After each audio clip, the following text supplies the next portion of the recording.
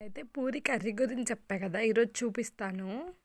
ఎంతైతే క్వాంటిటీ కావాలో ఆ క్వాంటిటీకి సరిపడా ఆలుగడ్డ, క్యారెట్ ముక్కల్ని కొంచెం తరిగి కుక్కర్‌లో వేసుకొని ఉడకబెట్టుకోవాలి. ఉడికేలోపు టమాటా, పచ్చిమిర్చి, ఉల్లిపాయని కట్ చేసుకొని పెట్టుకోవాలి. ఫస్ట్ నూనెలో తాలింపు దినుసులు వేసుకొని ఫ్రై చేసుకున్నాక పచ్చిమిర్చి, ఉల్లిపాయలు వేసి కొంచెం బాగా ఫ్రై చేసుకోవాలండి. అవి మంచిగా ఫ్రై అవ్వాలంటే కాస్త ఉప్పేయాలి, తెలిసిందే కదా!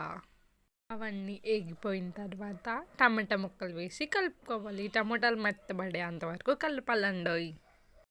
అలా కలుపుకున్న తర్వాత పసుపు అయితే నేను మర్చిపోయా, ముందే వేయాలి. కానీ ఇప్పుడు వేస్తున్నా అయినా పర్లేదులేండి.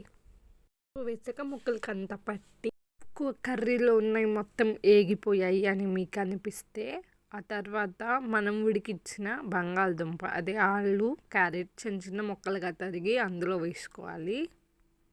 తర్వాత ఆలుగడ్డలన్నింటినీ కర్రీలో కలిసేలాగా ఒకసారి మంచిగా కలుపుకోవాలండోయ్.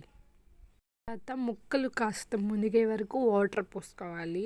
క్వాంటిటీ అలా చెప్పానండి. అది కొంచెం ఉడికిన తర్వాత ఇలాగా శనగపిండి ఉండిద్ది కదా, అది ఒక బౌల్లోకో లేదంటే ఏదన్నా గిన్నెలోకి తీసుకొని దాంట్లో వాటర్ పోసి మంచిగా లమ్స్ ఏమి లేకుండా గ్లాస్లోనో మనం తీసుకున్న బౌల్లోనో కలుపుకోవాలి.